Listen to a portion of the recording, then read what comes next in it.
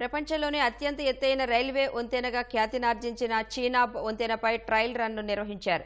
కొన్ని రోజుల క్రితం ఈ వంతెనపై రైల్ ఇంజిన్తో ట్రయల్ రన్ నిర్వహించగా ఇప్పుడు పూర్తిస్థాయి రైలు పరుగులు పెట్టింది.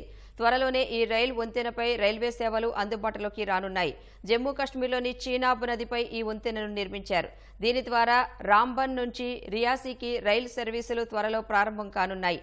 భారత్లో ప్రస్తుతం కన్యాకుమారి నుంచి కత్రా, కశ్మీర్ లోయలోని బారాముల్లా నుంచి సంగల్దాన్ వరకు రైల్వే సేవలు కొనసాగుతున్నాయి. కశ్మీర్ను భారత్లోని మిగతా ప్రాంతాలతో అనుసంధానించేందుకు చేపట్టిన ఉదంపూర్, శ్రీనగర్, బారాముల్లా రైల్వే ప్రాజెక్టులో భాగంగా ఈ వంతెనను నిర్మించారు.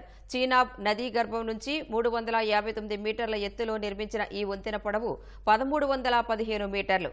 ప్యారిస్లోని ప్రఖ్యాత ఐఫిల్ టవర్తో పోలిస్తే దీని ఎత్తు 30 మీటర్లు ఎక్కువ కావడం విశేషం.